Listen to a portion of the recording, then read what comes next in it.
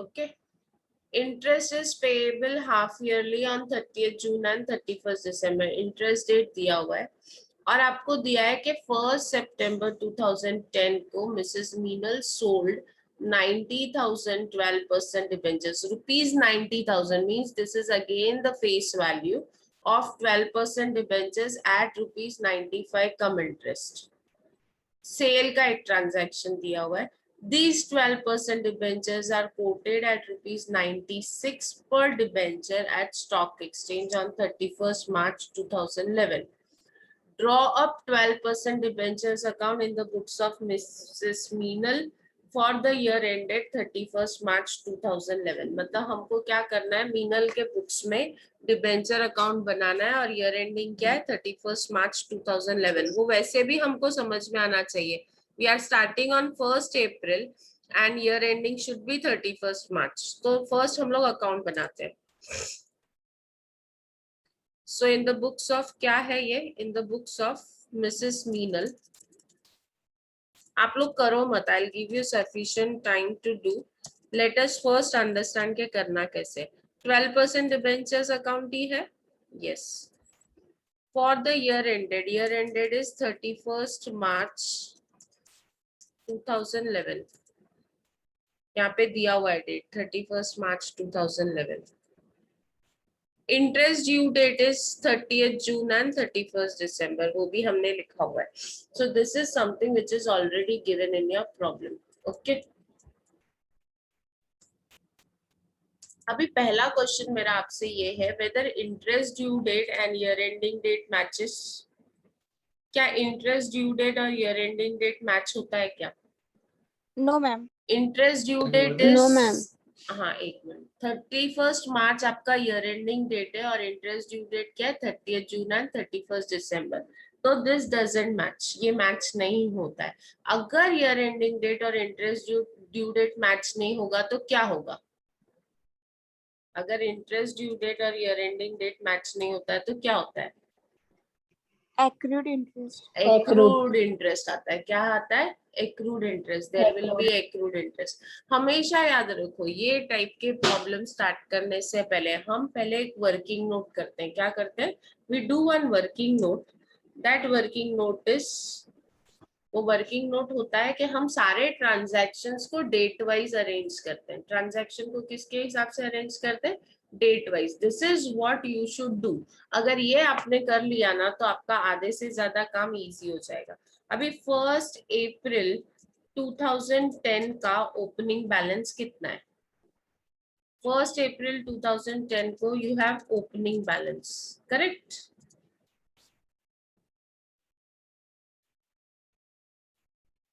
Face value is 3 lakhs दिया हुआ है ना।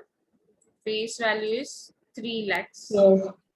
यहाँ पे मैं लिख रही हूँ फेस वैल्यू, यहाँ पे मैं लिखूंगी कॉस्ट जो भी दिया है। फेस वैल्यू इज 3 lakhs और कॉस्ट क्या दिया है? 94 ईच।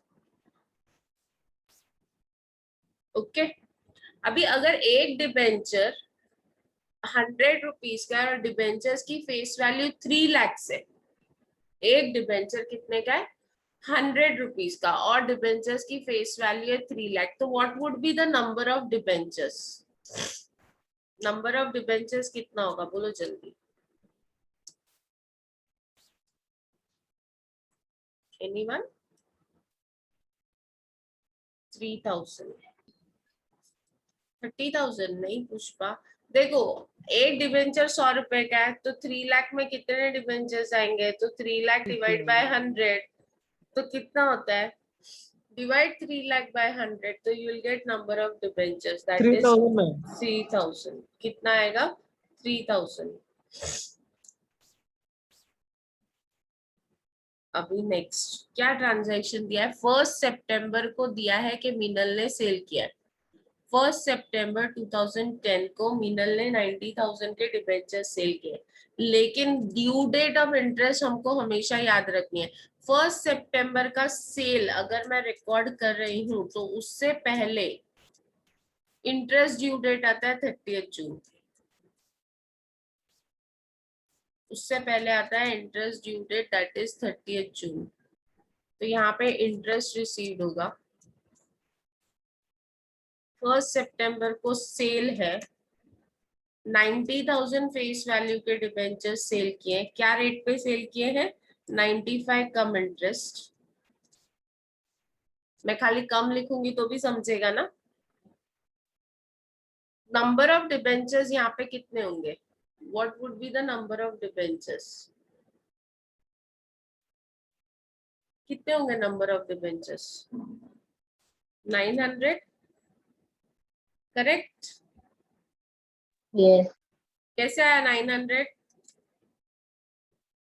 90,000 को जब मैं फेस वैल्यू से डिवाइड करूंगी 100 रुपीज से, तो मुझे 900 नंबर ऑफ डिबेंचर्स आएंगे। Is it correct? Are you getting it? जहाँ पे Yes. नहीं Yes. समझेगा वहां पे प्लीज रेज योर क्वेरीज। अभी 1 सितंबर के बाद next transaction would be 31 December interest received. 31 दिसंबर 2010 को इंटरेस्ट रिसीव होगा। yes or no? 31st December 2010 you'll receive interest, and 31st March 2011 it is closing। Closing करेंगे तो क्लोजिंग में एक्रूड इंटरेस्ट आएगा या नहीं आएगा? क्लोजिंग के साथ हमको एक्रूड इंटरेस्ट भी कैलकुलेट करना है। क्यों कैलकुलेट करना है उसका रीजन हमने पहले ही देख लिया। क्यों कैलकुलेट करना है?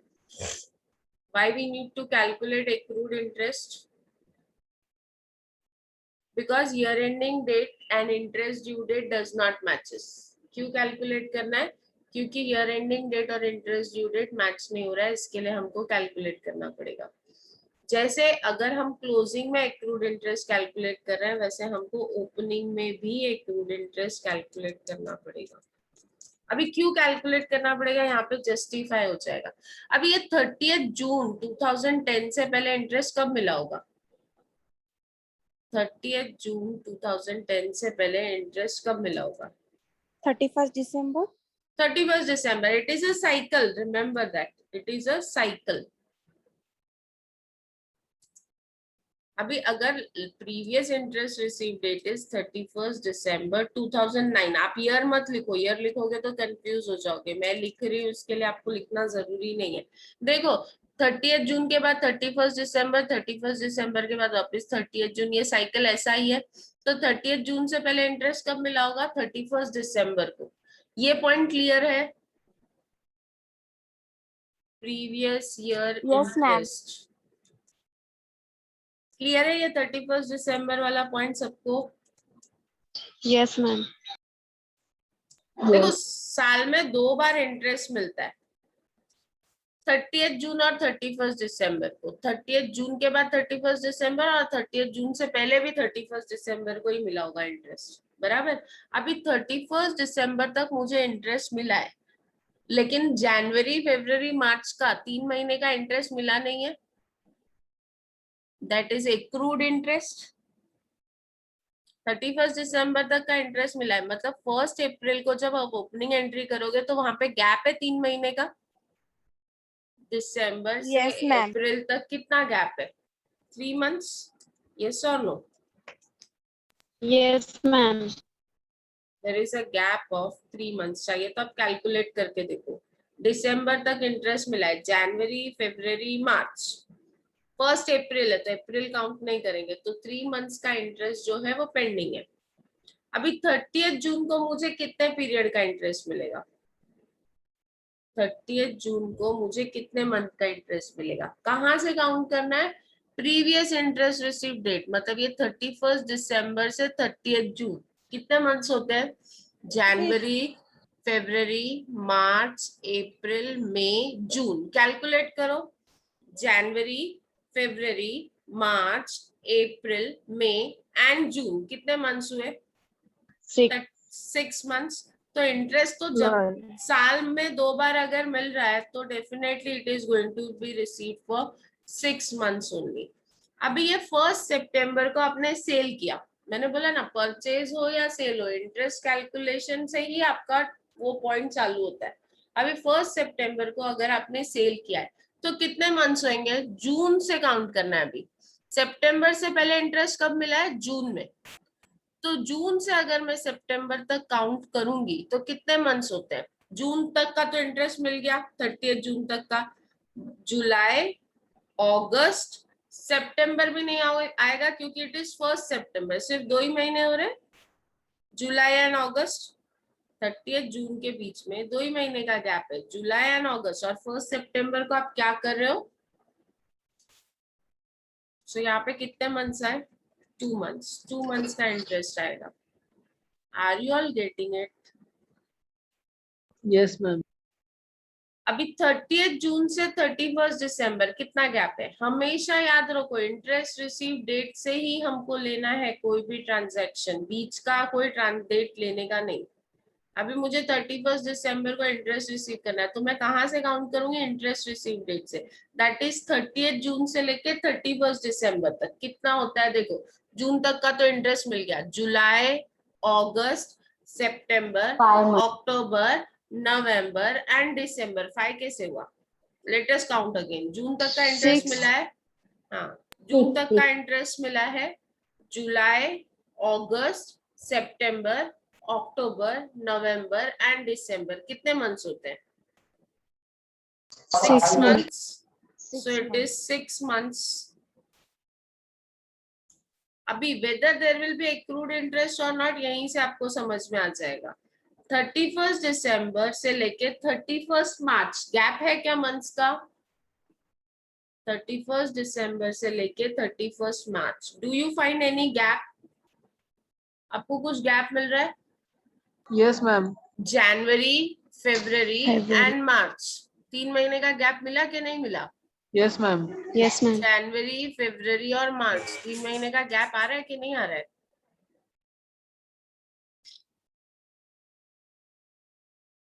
देखो, दिसंबर के बाद आप नेक्स्ट एंट्री क्लोजिंग मार्च में कर रहे हो तो दिसंबर तक का तो इंटरेस्ट मुझे मिल गया, लेकिन जनवरी, फरवरी और मार्च का इंटरेस्ट ड्यू है, एक्रूड है, तो वो 3 मंथ्स का क्या आएगा? एक्रूड इंटरेस्ट आएगा।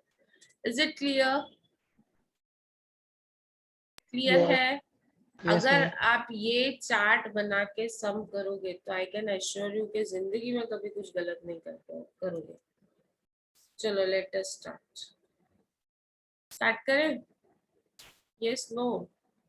Yes, ma'am. Yes, ma'am. सबसे पहले हम लोग 1 अप्रैल को ओपनिंग बैलेंस दिखाएंगे। 1 अप्रैल 2010।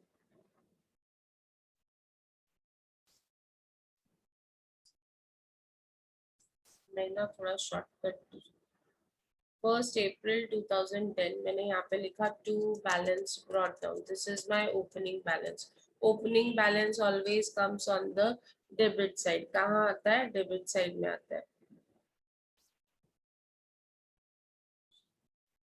एक मिनट रुको।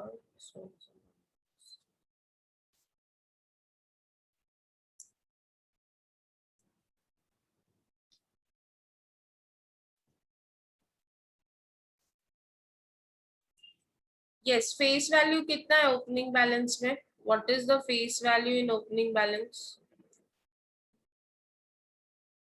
ओपनिंग बैलेंस में आपका फेस 3 वैल्यू लाख। कितना है?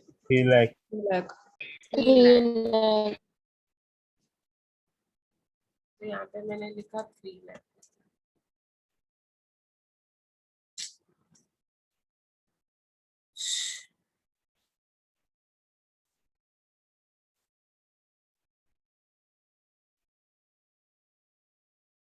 Yes, 3 lakh is the face value. Okay. अब कॉस्ट आपको बोला है 94 रुपीज। कॉस्ट कितना बोला था?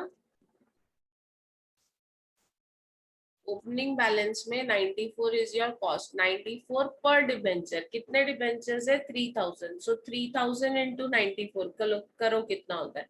3000 into 94, what would be the cost? 2,82,000। Rather मैं चाहूंगी कि सब लोग चैट बॉक्स में डालो। देखो, आपको कॉस्ट मालूम है 94 रुपीज एक डिबेंचर का कॉस्ट है। Number of debenture is 3000। 3000 into 94, do it, how much it comes to? 3000 into 94 कितना आता है?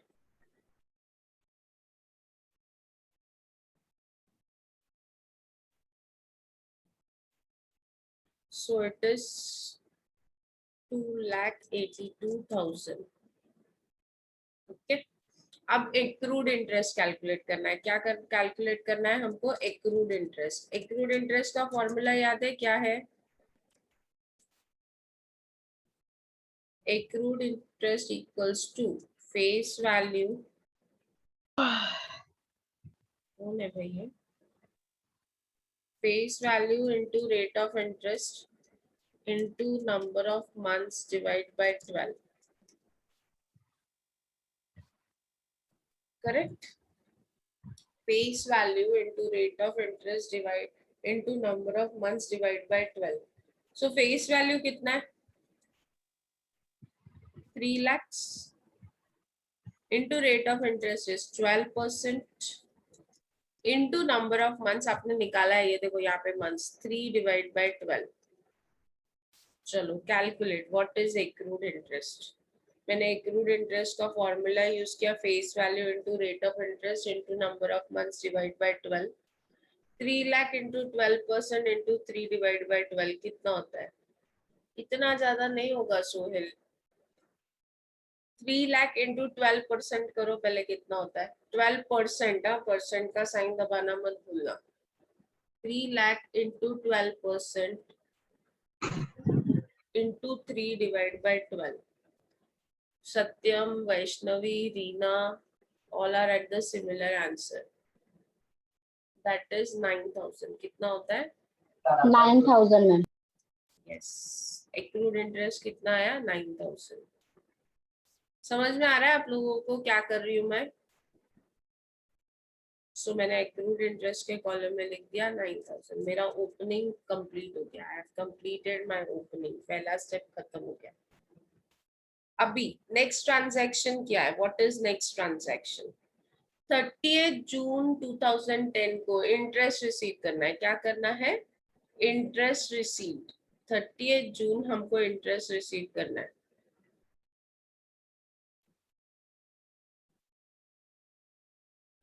अभी इंटरेस्ट रिसीव कितने मंथ्स के लिए करना है? इंटरेस्ट रिसीव, मेरा एक क्वेश्चन है, किस वैल्यू पे इंटरेस्ट रिसीव होगा?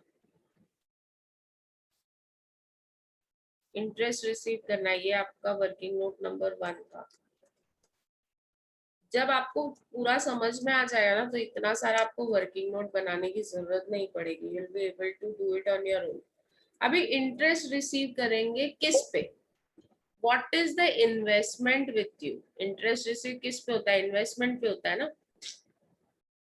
इंटरेस्ट रिसीव किस पे होता है? इन्वेस्टमेंट पे होता है ना, राइट और not? Yes, Yes, ma'am. ma'am. सो अब मुझे आप ये बताओ कि आपका इन्वेस्टमेंट है कितना? What is your investment?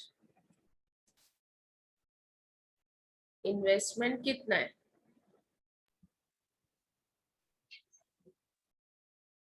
कितना है? 3 लाख। 3 लाख। इन्वेस्टमेंट कितना है? मेरे इन्वेस्टमेंट अकाउंट के डेबिट साइड में कितना इन्वेस्टमेंट दिख रहा है? 3 लाख दिख रहा है कि नहीं दिख रहा है?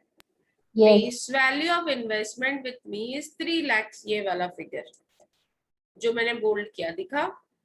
मतलब मेरे पास इन्वेस्टमेंट, जिस दिन इंटरेस्ट रिसीव हो रहा है उस दिन इन्वेस्टमेंट कितना है? 3 लाख। सो 3 लाख पे 12%। अभी फॉर्मूला लिखूं क्या? वापस लिख देती हूँ। चलो, face value into rate of interest into number of months divide by 12। So face value is 3 lakh into 12% into number of months is 6 divide by 12। करो कितना होता है? कितना इंटरेस्ट मिला?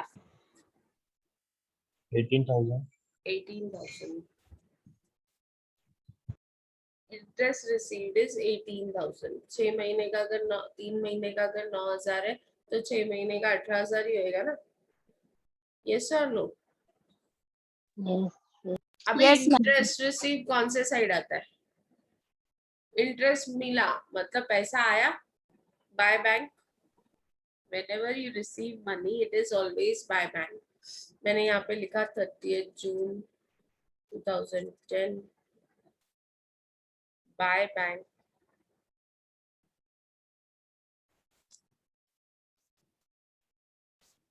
ब्रैकेट में लिखूंगी इंटरेस्ट रिसीव्ड और इंटरेस्ट रिसीव में सिर्फ इंटरेस्ट का अमाउंट लिखते हैं. What we write is only interest and interest का अमाउंट कितना है 18,000. Nothing else. Are you getting it? Interest receive में मैं और कुछ भी नहीं लिखूंगी, सिर्फ क्या लिखूंगी इंटरेस्ट का अमाउंट लिखेंगे और इंटरेस्ट का अमाउंट कितना है 18,000. यहाँ तक किसी को कोई डाउट है? Anyone any doubt? No ma'am. No ma'am. Everyone clear? Ma'am बोलो. 2,82,000 कहाँ से आ? जब भी आप वो बताते थे मेरा नेट नहीं था, तो नेटवर्क इशू था. 2,82,000 कॉस्ट है. 3,000 डिबेंचर्स थे. उसको 3,000 94 से तो इंटू किया था. मल्टीप्लाई किया. Yes, cost is 94 per debenture. Number of debentures into 94 करेंगे तो I get cost. Okay, okay ma'am. Clear? Anyone else? Any doubt? See, अगर आप लोगों को लेक्चर का बेनिफिट लेना है तो we should be very frank in asking our doubt. अभी तो मुझे दिख भी नहीं रहा है कौन पूछ रहा है क्या है. You are at always liberty to get your doubt clear. अभी नेक्स्ट ट्रांजैक्शन इज 1 सितंबर को देयर इज सेल. कितना सेल हुआ है मैं ना यहाँ पे ले रही हूँ. ये वर्किंग नोट, बड़ा वर्किंग नोट है ना. This is working note number 3. क्या हुआ है 1 सितंबर को देयर इज सेल. 1 सितंबर 2010 सेल किया. कितना डिबेंचर्स? Face value 90,000. रीजॉइन हो जाना अगर टाइम खत्म हो गया तो. Face value 90,000. सेलिंग प्राइसेस कितना? कम इंटरेस्ट 95 कम इंटरेस्ट.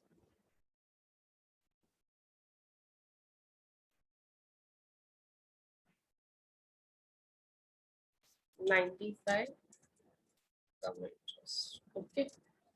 अभी यहाँ पे जब सेल करते हैं तो हमारे 4 स्टेप्स हैं. आपको याद है वो 4 स्टेप कौन कौन से हैं? First step is, what is your first step? कुछ भी करेंगे तो पहला स्टेप क्या है? क्या हुआ? Am I not audible? Interest calculation. Interest calculation. पहला स्टेप हमेशा इंटरेस्ट कैलकुलेशन है और इंटरेस्ट का फॉर्मूला हम सबको मालूम है. क्या है formula? Interest is equal to क्या? Face value into rate of interest into number of months. NOM लिख दिया मैंने शॉर्टकट में, divide by 12. So that is 90,000 का इन्वेस्टमेंट सेल किया. सो 90,000 इंटू 12% इंटू कितना मंथ्स? 2 मंथ्स है यहाँ पे कैलकुलेट किया ना. सेल कितने मंथ्स में हम कर रहे हैं? 2 महीने में कर रहे हैं ना. सो इंटू 2 डिवाइड बाय 12 कितना होता है? 1,800. Interest is 1,800. मैंने यहाँ पे लिख दिया इंटरेस्ट का अमाउंट है 1,800. इसको बोल्ड भी कर दिया, थोड़ा साइड में लिखा सो दैट मेरे को नेक्स्ट स्टेप में समझ में आए. अभी सेकंड क्या कैलकुलेट करना है? Calculation of x interest price. क्या दिया है आपको? क्या दिया है? कम इंटरेस्ट. कम इंटरेस्ट दिया है. कम इंटरेस्ट से हमको क्या निकालना है? Ex interest. क्या फॉर्मूला होगा? Cum interest minus interest. Yes. अभी यहाँ पे फॉर्मूला है एक्स इंटरेस्ट का. Ex interest is equal to cum interest price minus interest. ठीक है. वी ऑल नो कि एक डिबेंचर का कॉस्ट 95 है. एक डिबेंचर का कम इंटरेस्ट प्राइस कितना है? 95. तो 900 डिबेंचर्स का कम इंटरेस्ट प्राइस कितना होगा? मतलब 900 इंटू 95. इससे क्या होगा? मुझे कम इंटरेस्ट प्राइस आ गया पूरा. 900 किधर से आया? 90,000 डिबेंचर्स का मतलब होता है 900, करेक्ट? सो 900 इंटू 95, इससे मुझे कम इंटरेस्ट प्राइस मिलेगा, उसमें से इंटरेस्ट माइनस करूंगी 1800, तो फाइनल आंसर कितना? 900 डिबेंचर्स है, एक डिबेंचर का प्राइस 95 है, तो 900 इंटू 95 किया, 900 इंटू 95 माइनस 1800 कितना आता है? 83,700. Let everyone put it on the chat box. 83,700. This is what everyone is saying. ये आपका एक्स इंटरेस्ट प्राइस आ गया. ओके, थर्ड स्टेप क्या है? What is your third step? Third step क्या है? याद है? भूल गए?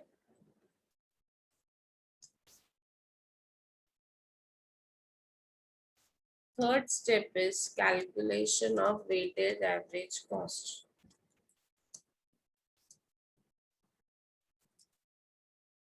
याद आया? Yes ma'am. Calculation of weighted average cost. Weighted average cost का फॉर्मूला क्या है? What is the formula for weighted average cost? किसी को याद है? भूल गए? Weighted average cost is equal to face value of security sold into total cost divided by face value of total securities.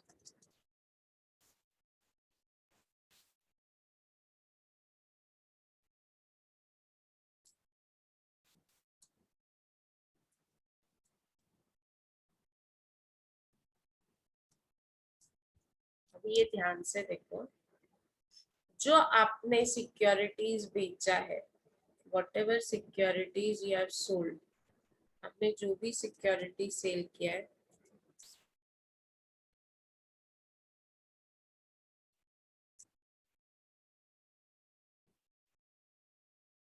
आपने सिक्योरिटी जो सेल किया है वो उसका फेस वैल्यू है, उसका फेस वैल्यू है 90,000. ठीक है, यहाँ पे लिखा है ना हम लोगों ने, फेस वैल्यू जो सेल किया उसका फेस वैल्यू, जो भी हमने डिबेंचर सेल किए उसके उसका फेस वैल्यू है 90,000, divide by face value of total security. पूरे साल में आपने कुछ भी परचेज नहीं किया, जो भी कर रहे हो ये जब आप सेल कर रहे हो तो 3 लाख का आपका टोटल सिक्योरिटीज है. पहले हम लोग टोटल कॉस्ट लेते हैं, इनटू कॉस्ट कितना है? 2,82,000. जब भी आप लोग फेस वैल्यू और कॉस्ट लोगे तो क्रेडिट साइड देखो कोई कॉस्ट है क्या, तो माइनस करना पड़ेगा, तो कुछ भी नहीं है यहाँ पे. मेरा कॉस्ट 2,82,000 है,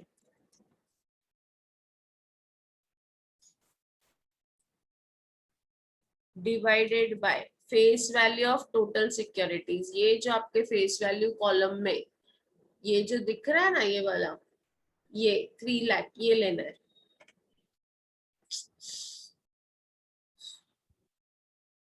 तो मतलब वेटेड एवरेज कॉस्ट कैलकुलेट करते हैं, आई विल टेक 90,000 जो face value of security sold, उसको मल्टीप्लाई करूंगी कॉस्ट से. Cost is 2,82,000. ये 2,82,000 मुझे कहाँ से मिला है? मुझे ये इन्वेस्टमेंट अकाउंट से मिला है, ये देखो 2,82,000 divide by total securities. Total face value कितना है? 3 लाख.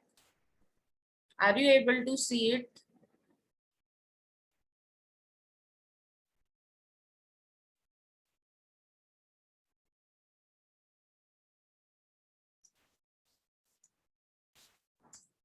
यस, कितना आंसर आता है? मुझे आंसर डायरेक्टली आया क्योंकि मैंने इक्वल टू का साइन डाला था. एक्सेल में if you put equal to sign in any calculation you get the answer. कितना आया?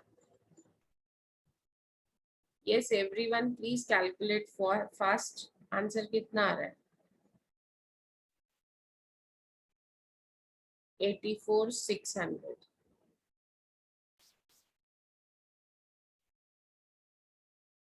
So your cost is 84,600. Your ex interest price is 83,700. So let us calculate profit or loss. Profit और loss, क्या formula था profit और loss का? Selling price minus cost price, correct ना? Selling price minus cost price. Selling price is 83,700 minus cost price is 84,600. कितना? whether there is profit or there is loss. Profit है या loss है?